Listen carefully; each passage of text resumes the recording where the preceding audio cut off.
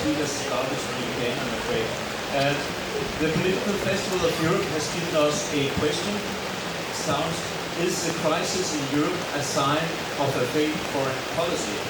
They also write that the war in Ukraine horrifies everyone, but how could the security situation in Europe come so far? Have European countries underestimated Russia as well as has been blindly naive because of the dependency on Russian gas and other resources? And now they go on asking us, could and should we have done something different since the fall of the Soviet Union? Should Russia have remained on the enemy radar, such as with some Middle Eastern and Asian countries? Will and should Russia be on the enemy radar in the future? I mean, these are very interesting questions and easy to answer in hindsight, of course. For the discussion, we have got very competent participants. Mikael Jensen from the Liberal Party of Denmark, Ambassador Pech from the Czech Republic, Lisbeth Pico from PIPG, you might tell us what it is. We have lovely Ukrainian ambassador and the Georgian ambassador among us. Welcome very much. I have 3 short comments before we start. First, let us call it the research question. What is the crisis in Europe a sign of failed foreign policy? This kind of question is basically rather unclear. I mean, whose foreign policy are we discussing?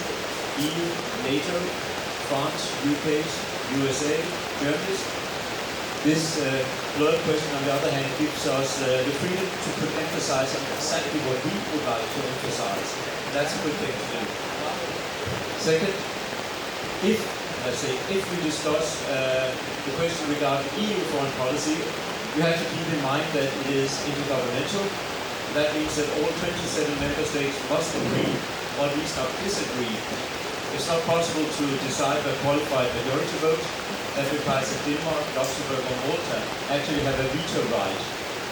And it often makes decision-making slow. We have to find or put together 27 national interests to kind of, they have to be one to work.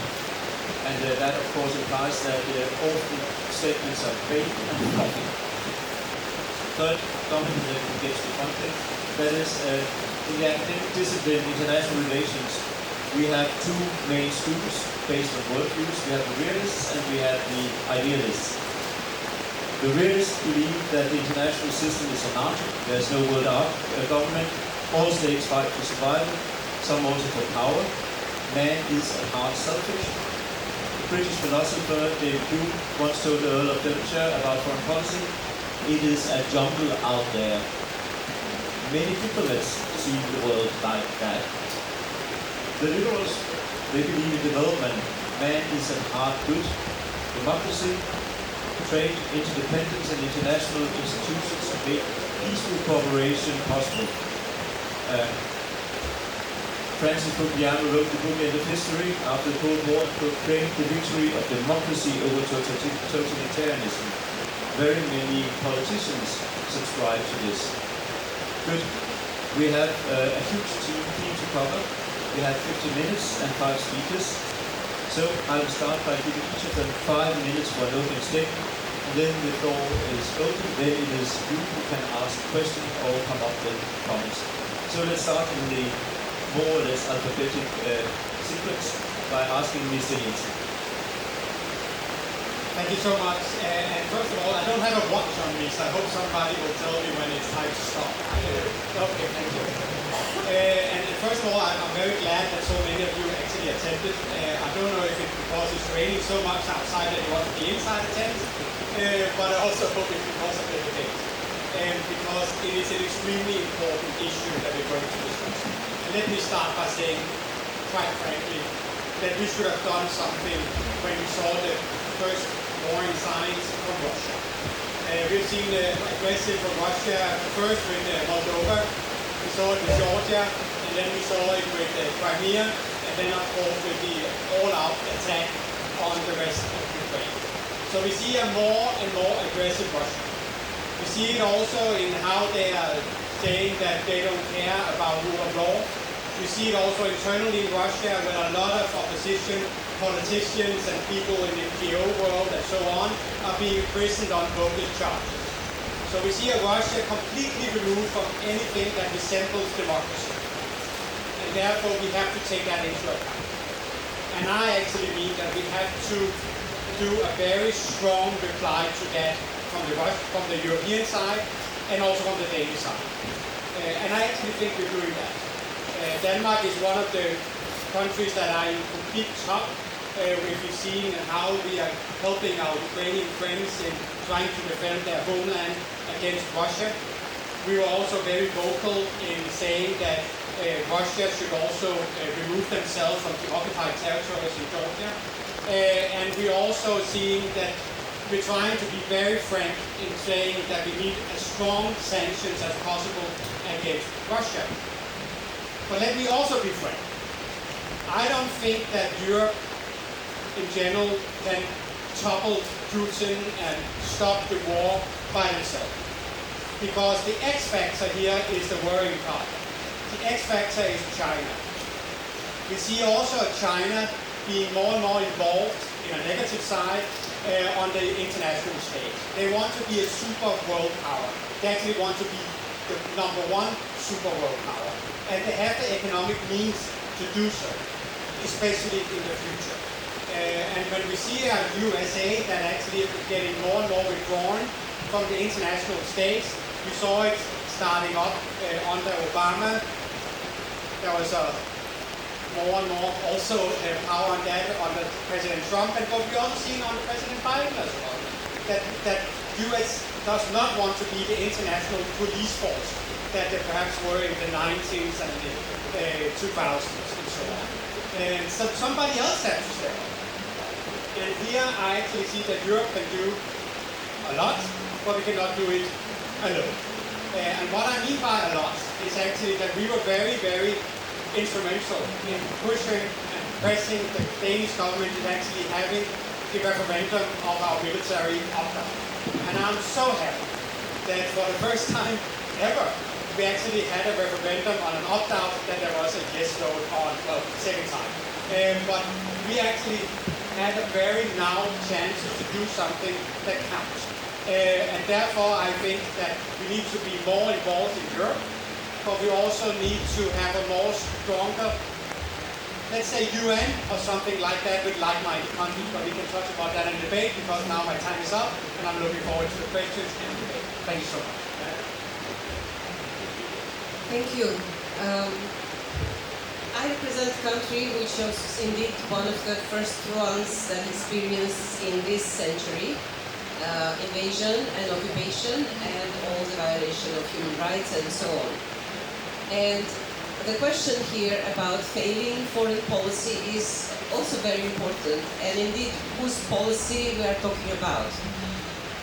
We, as Georgia, we had our foreign policy as soon as we became independent from the Soviet Union, or regained our independence, because we were independent once in the beginning of the 20th century as well, which didn't last long, but anyway.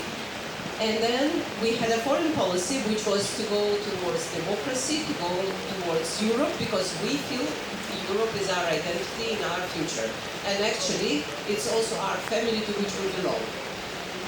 So we have done that in our policy, but so far we have not yet succeeded. But we are progressing step by step, and we are moving in the right direction.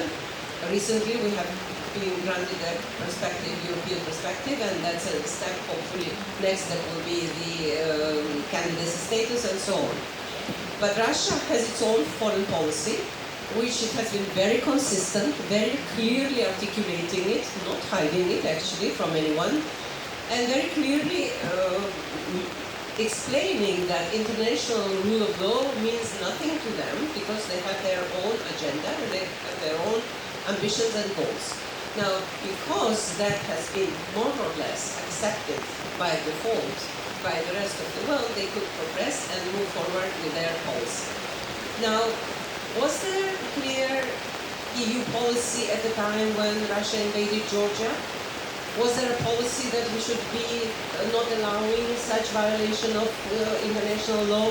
I don't think so. It was understood that we all respect international law, but there was no explicit policy that should this happen, there will be consequences. So those consequences didn't work when Putin invaded Georgia.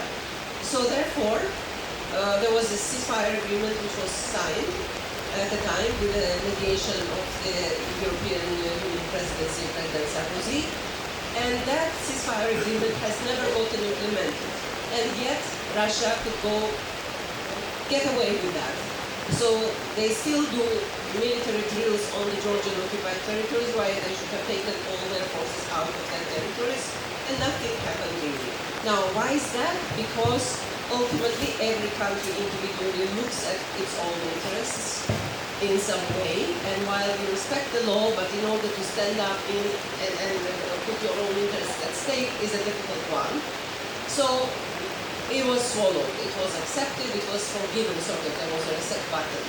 Then there was Crimea, followed that again, there were sanctions, but not that strong, not enough, so to say. So that's why we are here.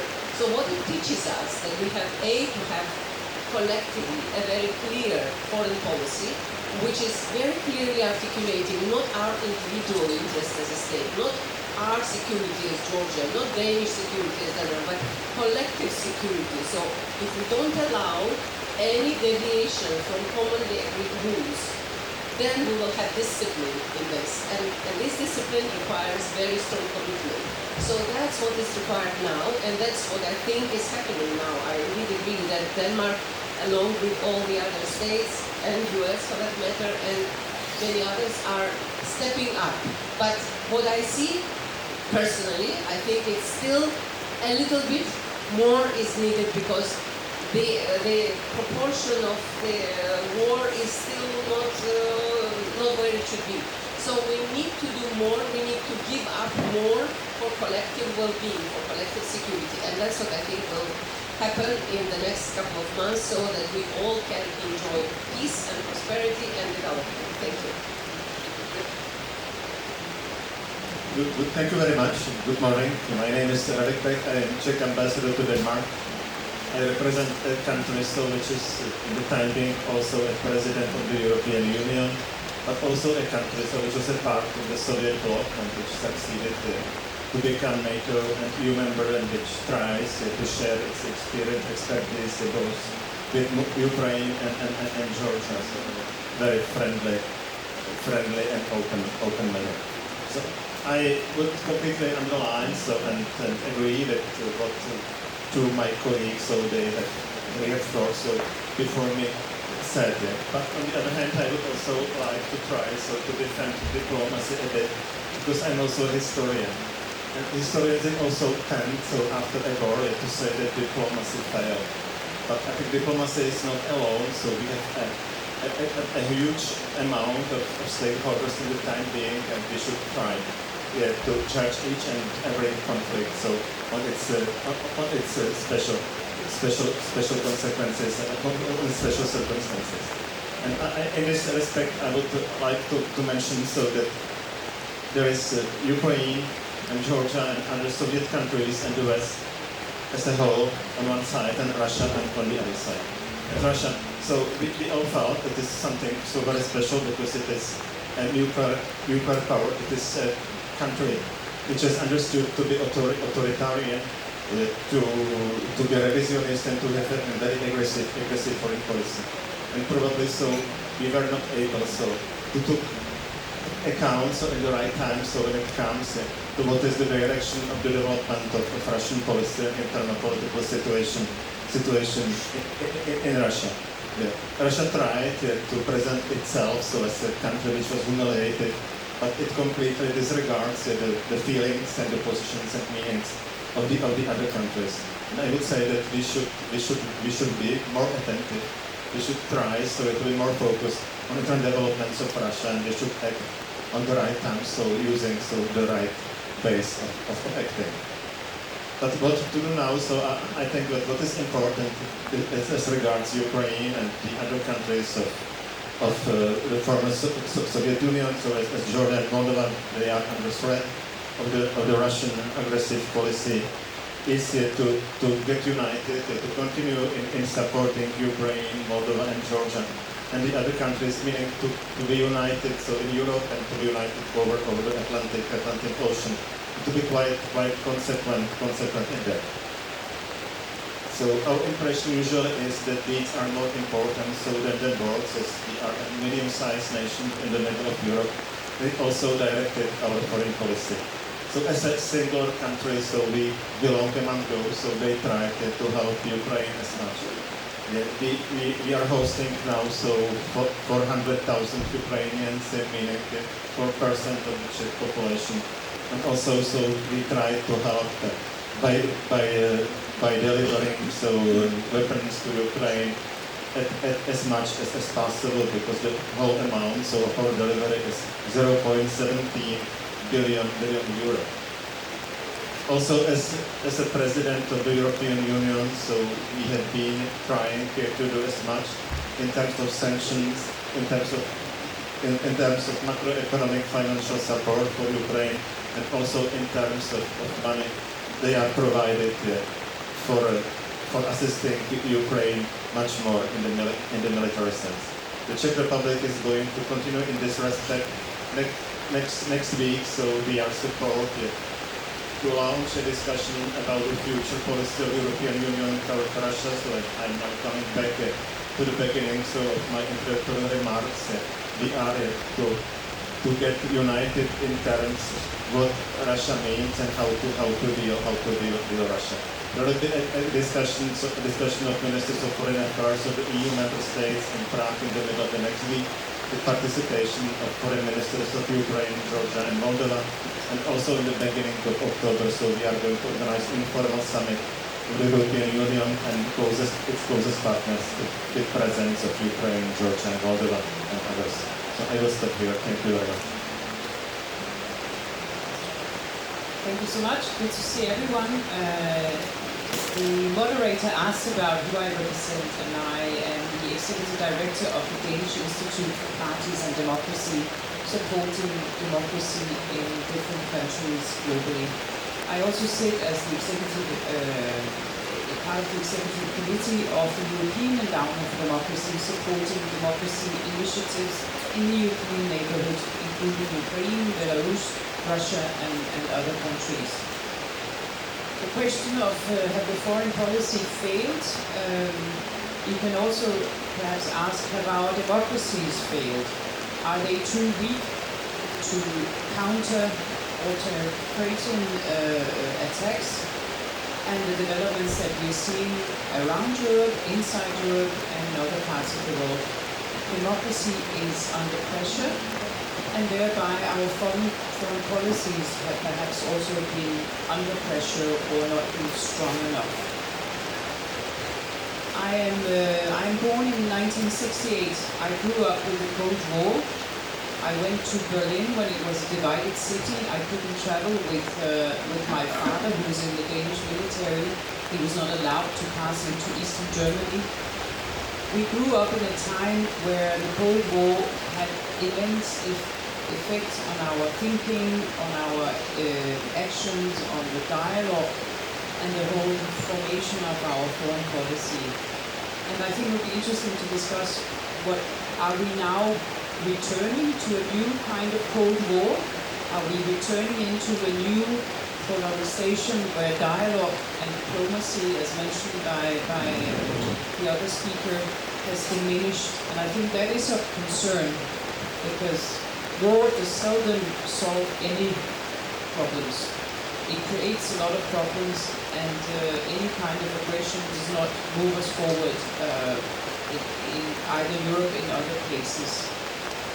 I think what is interesting also is to discuss the consequences of Russia's invasion of Ukraine and what it has changed within Europe in terms of the role of Germany and their position with foreign and military response.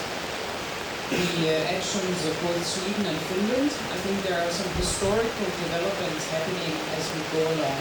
But yes, somehow we have had perhaps our beauty sleep too long in certain parts of Europe. At least when I talk to my colleagues from from the former Eastern Bloc, many of them have been shouting for years, saying that we were naive in this part of the world. We don't understand what Putin is planning to do.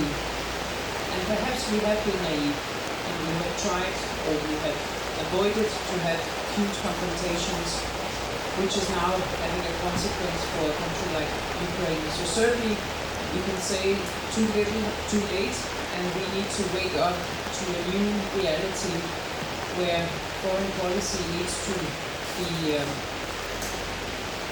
gathering all of Europe and in a much stronger way.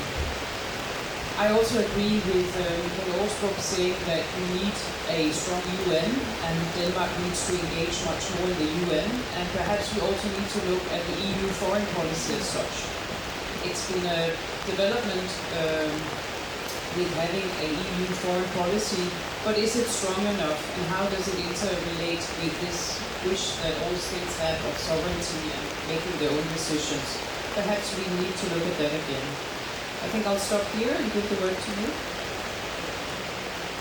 Thank you. Well, everyone, my name is Mariager, ambassador of Ukraine to Denmark. Honestly speaking, I'm not an expert in this area, so it would be hard for me to say something which would perhaps be very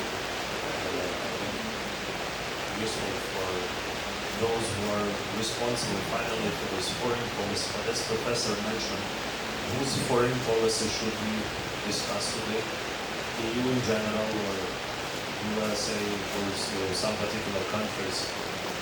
I would draw kind of the parallel with the body of the human being. When you feel yourself good, then unfortunately or fortunately, one of the main goal is to enjoy life. Enjoy life by what? Earning money. You should, do your job. You are not thinking about your health condition. But suddenly, if something happens to your body, then you are thinking, oh, I don't need this money. I'm just focusing mostly on my body because I need to get out of this sickness. So I think the war in Ukraine also shows this big pain of the body, where everybody started immediately thinking about health conditions of the organism, let's say, instead of thinking about profits or whatever, doing business as usual. So in my opinion, of course, foreign policy is a continuation of the internal policy.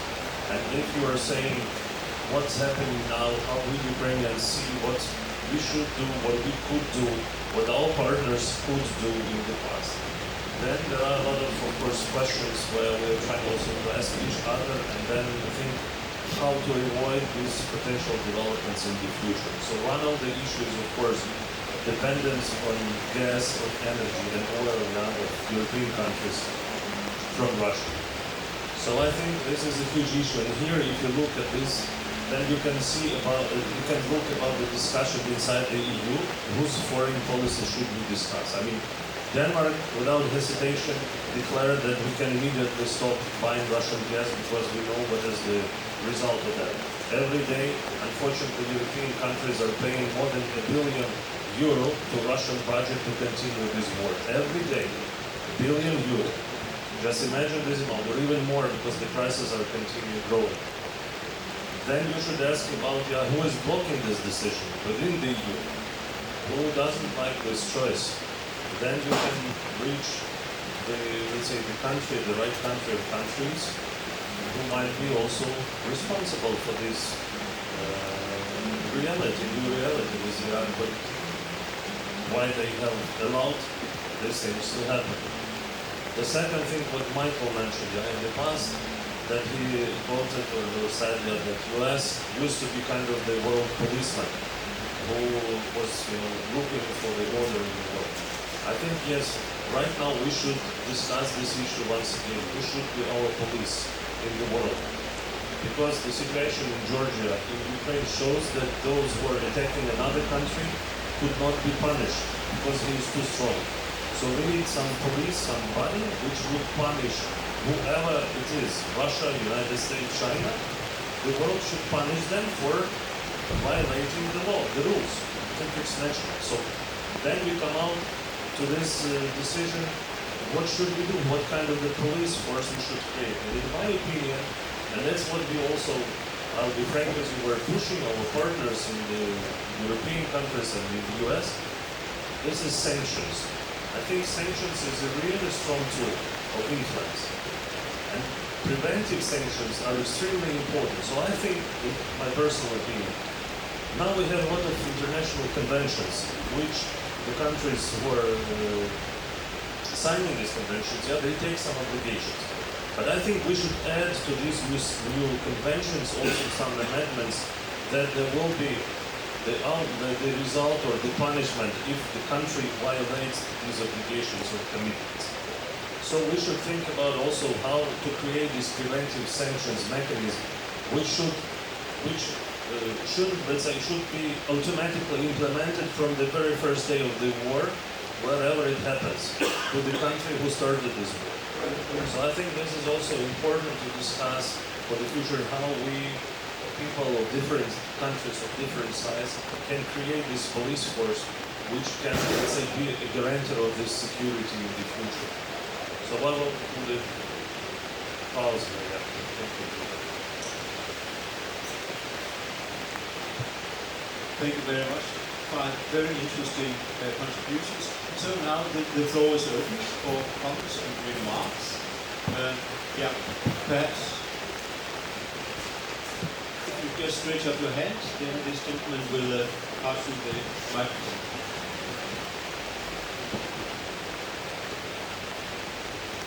Thank you. My name is Mick, and just keep it to I'm just a student. I was born and raised in Eastern Germany, in the former parts of the GDR. And through my upcoming, I also still could feel the consequences of the Soviet rule in Eastern Germany when I grew up. But as the Soviet rule back in the day, the Cold War, I feel that this conflict that is between Russia and Ukraine is also a globalized conflict, where we have a lot of actors throughout the whole world.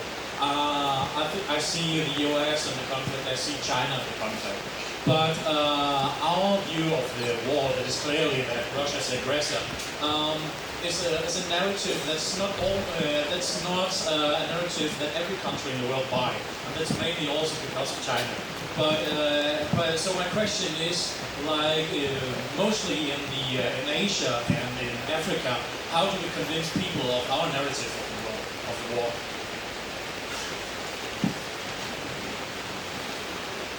I think that's broadly for the whole panel. So should we start out? Well, thank you so much, Mick. That's actually a very, very good question, because that is actually something we're trying to discuss a lot. I actually forgot to mention who I am. Perhaps I should do that. I'm the spokesperson on foreign affairs for the Liberal Party, but I'm also vice chairman of the Foreign Policy Committee, which is the committee by law and actually our constitution that stipulates that the government has to seek advice from every time they do something on security and foreign policy. So it's a closed door setting, so we discuss also intelligence briefings and so on. That aside, your question. Misinformation is actually a huge problem. Not that much a problem in Denmark, probably because we Danes are actually quite clever, I don't know. But it is a huge problem in Europe and it's in Asia and everywhere. What should we do? Well, EU, NATO and others have actually tried to step up and trying to combat the misinformation. And actually also the big social media companies are actually doing more. Should they do even more? Yes, absolutely. And we're trying to pressure them to do that. But they are stepping up.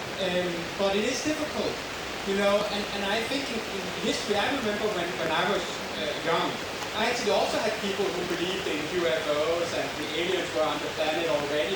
There will always be people who don't believe the government, who actually think that must be a different truth. So there will always be an audience for that. So it will be impossible to get 100% in line about what is the correct answer. But in the current situation where Russia is coming up with such big lies, I actually think it's hurting them a lot and helping us a lot. Because everyone, or almost everyone, can see it's huge lies. So misinformation should be combated, and we should also try to do more regarding especially Africa. Africa is a huge problem because Russia is getting more and more involved in African countries. We also see China buying themselves into a lot of African countries, and we're seeing them using that power to kick us out, us as the West out. Let's take Mali as an example. I've led numerous delegations to Mali. I've traveled around in Mali. Mali, there's a lot of people talk about Mali, but the West is being kicked out of Mali, including Denmark. And what is left? Russia. Russian mercenaries, Wagner Group, and so on, who can't even, pronounce human rights. They're now left in Mali. Is that going to help Mali? Not of course not. So we're seeing a lot of countries like Mali, lost. So we should perhaps using our influence and money to, for example, strengthen the African Union. African Union is stepping up a lot, but it's still from a very, very low point. I actually believe African Union should be like EF in Danish, or EEC in European sense, as the European Union were before it was a union. And I think that perhaps could be the answer, and also in Asia as well, to building up instruments like that. So that was trying to give a somewhat short answer to your very important question. I think we should try to keep that around 2 minutes to ask. Also with the other... It was a very big question. Of course. Just to add that I think the problem is too multifaceted, and we are in a very complex world. We spoke about UN as one important mechanism, and UN is not sufficiently effective, including because we have Security Council, which has not been possible to reform for more than a decade, where Russia has a veto power among few other countries. So those things are also not helpful, so some of those mechanisms are not effective. Therefore, we should not have an illusion that even by proper information dissemination we are going to change that balance. So what we need to do is to tackle Russia as somebody who does not engage in a civilized way, in a civilized world, in these negotiations and discussions and respecting international law. We must attack Russian economy. And that can be done with sanctions, and I agree with the President of Ukraine, because Russian economy is looking big, but it is not big compared to the world economy. So the weaker we make Russia, the less influence it will have in Africa and so on. Just briefly, when it comes to support of our narrative in the world, first of all, engage more so with the respective countries, which EU is doing. So Africa was mentioned, but it is also Asia that surprising Latin America. So with the influence of China is growing, both economic and political ones.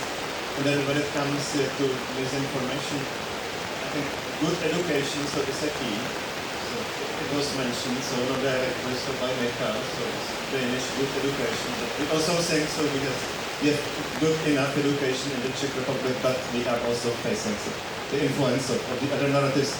Because people in communist countries, so in former communist countries, they always believe so there is something behind the official truth, and as you know from the GDR and official information.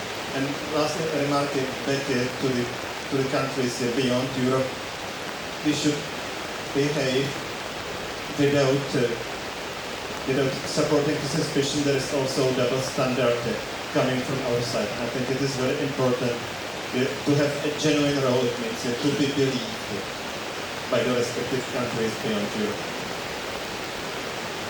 I don't think we can convince others of our opinion, but we can support.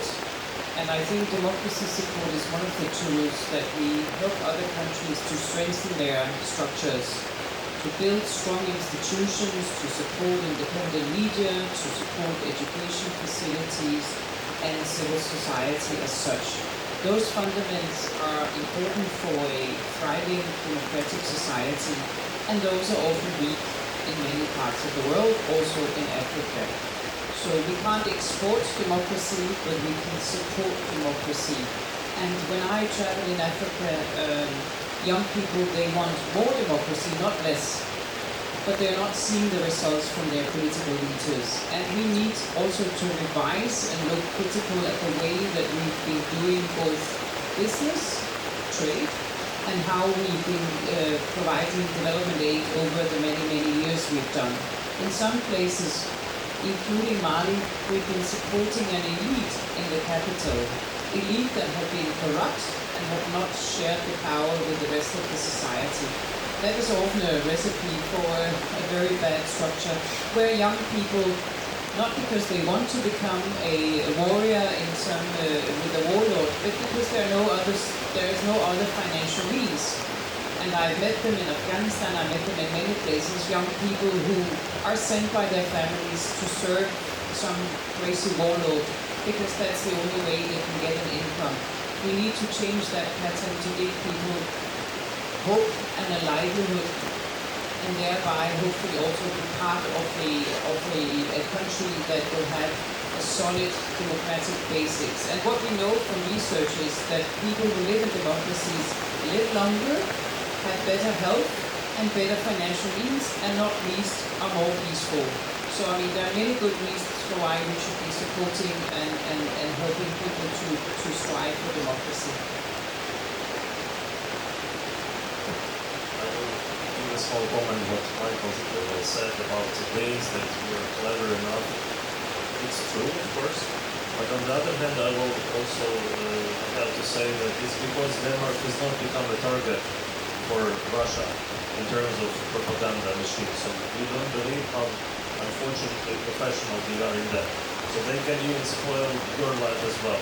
And using this freedom of speech, which you cherish so high, by infiltrating those journalists, media, slowly, step by step, and at the end you will be also thinking, yeah, that's not everything is so clear.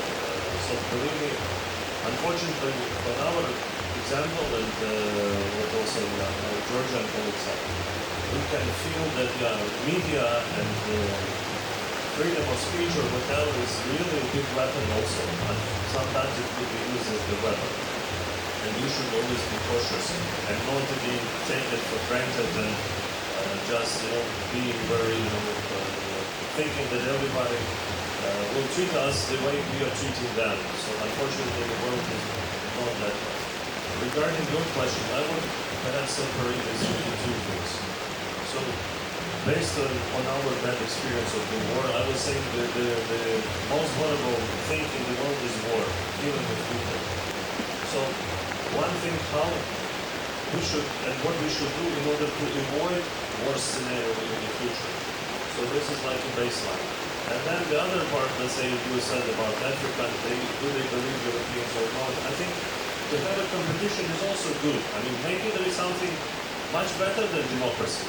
That's different. So it's okay that systems compete with each other, but let's allow them competing in a way which would not lead to the war. So how we should, let's say, eliminate all the risks of having the war in the world. All the rest is fine. We can, let's say, fight for the minds and hearts of who other people are, that could be also in Europe. Don't take also for granted that you are already in the same place. This is humankind, we're always developing and inventing something.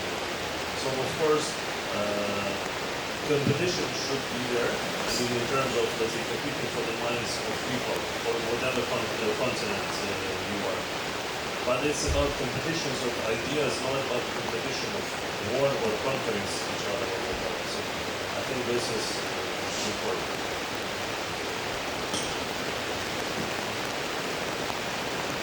Other questions, comments, remarks?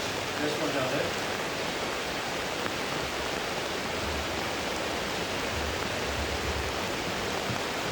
Thank you. My name is Jan Christoffersen. I'm a candidate for the European Parliament for the Danish Party Alternative. When we talk about the rule of law, we also have to talk about the UN Security Council. And you mentioned it before.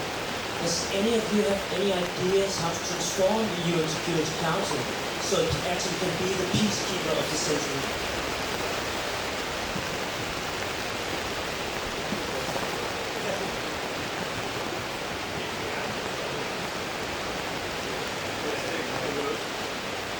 Well, thank you for that very easy question. But the short answer to that is no. Because it is a huge problem. I don't know if everybody knows this, but Denmark is actually an official candidate to one of the positions of the Security Council in the upcoming years, and it actually looks like we're going to get that position, so that's good. And one of the things we are agreeing on in the Parliament across parties is that it's not just to be, in a nice chair, but also to do something from the inside. So we actually want to reform the Security Council, but I'm not, trying to, put blinders on and saying that's possible in the near future, because it's not.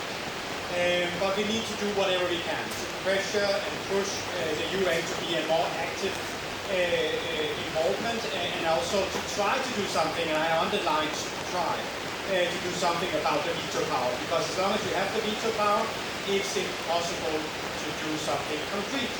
What should we do instead? Well, I actually had a debate with the current foreign minister, at Thursday last week, where we're going to discuss, the UN involvement in the future. And I pushed forward an idea that my former, it must be party leader, Anders Rasmussen, and his organization has put forward, that I actually think is a very interesting one. Keep the UN. Do whatever we can to get UN to be more involved. But, as we also trying to strengthen the EU to play a major part, we should also have a new body. A body of like-minded countries that uphold the rule of law, that actually do something about it. We see it right now regarding Ukraine, where we have a coordinated body in Germany, where all the countries, both UN and EU countries and all the others, are trying to meet. We should do something about that, but I'm running out of time, so we should discuss it later. Well, I think recently we have seen some new development in the UN, where I think it was Luxembourg that has put a proposal and resolution, and it passed.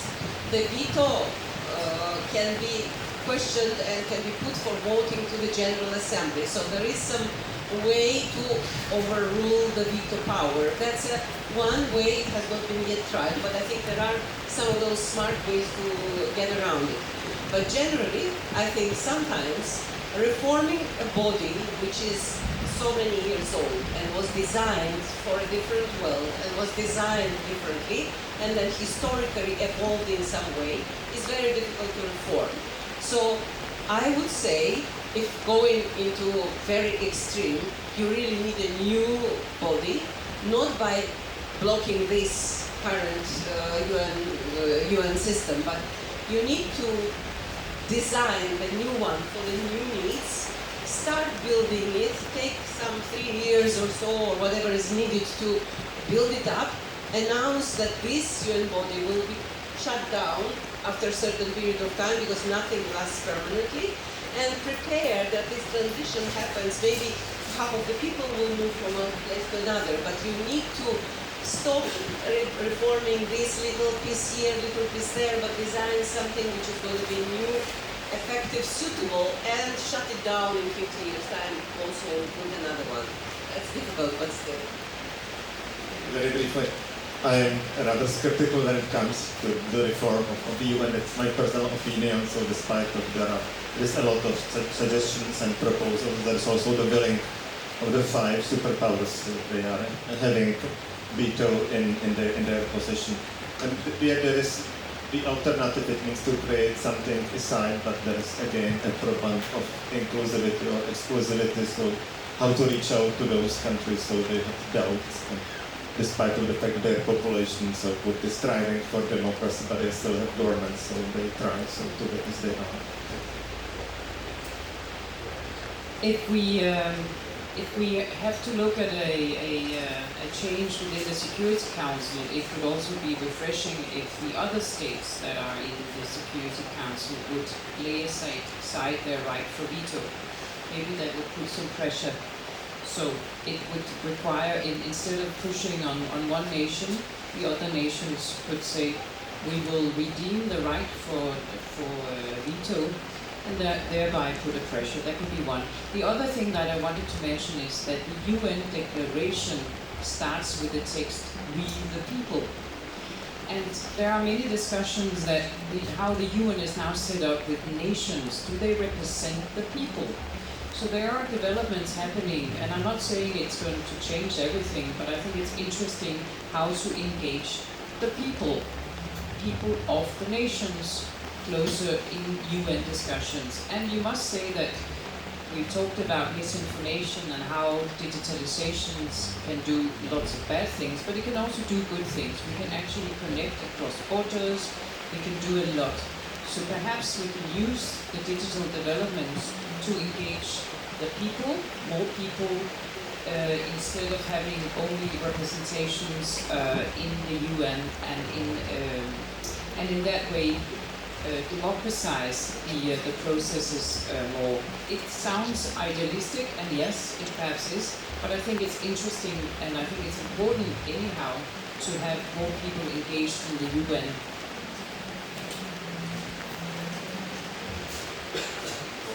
I would say yes, that there is no easy answer to your question. And of course, ideally, we would like to reform the UN, but it's really, it seems, as Rader said, a very pessimistic future. For a very simple reason that the countries have veto rights, and it's very difficult to deprive them of this veto right. On the other hand, we should also, I would like to remind you that sometimes we are forgetting that the world is bigger than just Europe and the US or Canada. And unfortunately, in this term, democracy is in the minority. Because if you look at how many countries are in the UN, then if you, let's say, create something, decide something new, then you risk to be in the minority club as well. Because the rest of the countries will stay there, and Russia or China or whoever will even increase their influence on them, and then there will be not, let's say, equal position for the democratic countries and the rest of the world. So there is always a risk. Plus, if you are reforming something, then based on what? That each country should have one world, that doesn't matter whatever size it is, or it should also matter how much you contribute to the world economy, or whatever, so, or how many citizens you have. So there are lots of questions which are difficult to answer. But you're right, we should do something with it. As I said, I mean, we should create at least this organ, this police or whatever, which would help us protect ourselves. You are lucky you have NATO. We are not lucky yet because we wanted to become a member of NATO, but we haven't received, let's say, open hands from NATO partners. Now they see the results of that. I'm more than sure that if back in 2008 you would not be so afraid of Russia, Russia would never attack Ukraine, and Georgia as well. But because of your fear and weakness you are showing to Russia, Russia is doing what they are doing right now. So unfortunately, the current world is really based on power, and sometimes you should also show this power. Otherwise you will lose.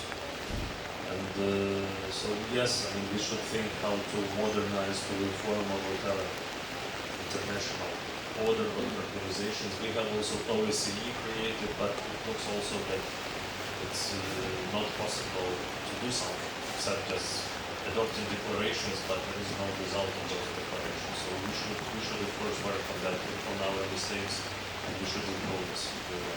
But how to do that, I don't have a recipe.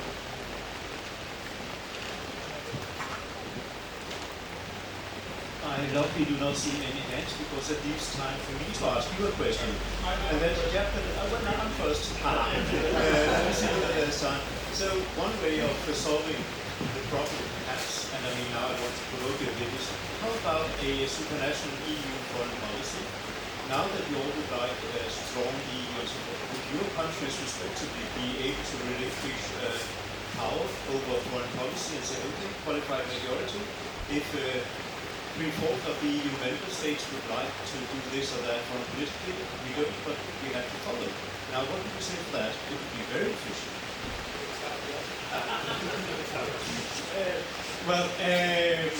It is of course a very good question, because on one hand I am a European with a very strong E, and I actually want Europe to be as strong as possible, and therefore it is impossible to see EU as a strong organization when we have such a divided Europe on let's say important issues. But I'm also a member of the Danish Parliament. And I actually like to be member of the Danish Parliament. I actually like that it is the Foreign Policy Committee of the Danish Parliament that actually decides what we should do in Denmark on this and this and that. And therefore, right now, I'm saying I understand, but no thank you to that. But it is important that we speak with a more unified voice in Europe. I fully understand that, but I think we can do it in another way than with more diplomacy, actually. With a more stronger, we are some parties in the Danish Parliament. We are the Social Liberals that actually pressured the current government to put more people in our foreign policy departments in the MFA and so on, and we actually succeeded. So right now, for the first time in 20 years, we're actually getting more and more diplomats in Denmark, and we actually want to increase that, and I think that's a way forward. Had it been a perfect world, this might be a very good and effective tool, and I think it's desirable that everybody has their own view and then they can reach consensus. In the circumstances, I think we are facing, the world is facing some strong but very consistent in its policy an enemy at the moment. So I think that requires consolidation. This can be done through democracy, through dialogue, but can also be done through surrender, through giving away some of your individual powers in the interest of the qualified majority decisions and collective public good. And I think that is important, that we have to understand that united we are stronger than separately one from another. And so we need to come collectively to one common strength to be able to confront the enemy at the moment. And I think that requires a mature society where you don't give up your interests, but you can give up something in the interest of collective good. Theoretically, yes, but in practice it seems to be much more difficult, I think, to also face-to-face to the challenges of today, as it was mentioned, whether there is time just in this moment to be dealing with it. So we have had an exercise of conference on future of Europe, so in the beginning of this year, so so about the results and about the recommendations, and also about the way how different countries, including the Czech Republic and Denmark, are looking at the future changes of institutions, which in this CFSP, so decision making, could be a part of this, and we definitely are not in favor of this process in the time being. And what we are in need of is more trust among the countries in the EU, so when it comes to the foreign and security policy, and more trust between the small, medium-sized and big countries. And I think there is still a lot of time in order to be certain that this trust is there, and that the European External Action Service is also developed enough, representing all the countries that they would like to represent. I think I will just say that personally I think it would be a good idea, and as many are alluding to, that it's very, very difficult. But it's a symptom of how we are challenged with acting on many levels. It's not only foreign policy, it could be on energy in many places in the EU, finding a common path for these decisions. And it shows for those that are enemies of the EU that we are weakened. So it is a reminder to our politicians and to members of the European Parliament that their actions or lack of actions will be looked upon from those outside that not necessarily want us to be a strong unity. Yes, we are not yet in the European Union, so it's difficult to say because we haven't been on the other side, let's say. Being inside and then seeing how things are organized there, so good to say, yes, it's a good idea to have a stronger foreign policy and more united one, rather than just to have a privilege for each country to protect your own interests when it comes to the foreign policy. But I think yes, but I think it will be also related to the future, how to say, modernization or reform of the EU. We just yesterday spoke a little bit of that issue, that should it be again this right for a veto in terms of decision-making process, or maybe you should continue to work course, let's say, the vast majority can vote, and then the others should follow this decision and not should have the right to veto.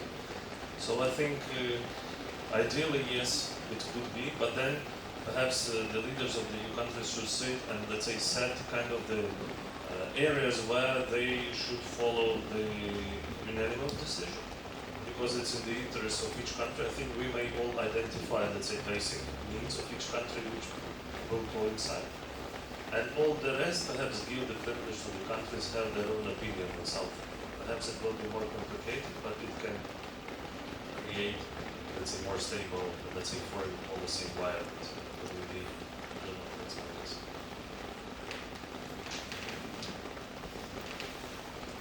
Well, unfortunately, it's time. Sorry. Because someone else is coming in here just after us, so otherwise we would easily have stayed on. But thank you so much for coming, and thank you for the panelists for contributing and giving us their thoughts. Thank you very much.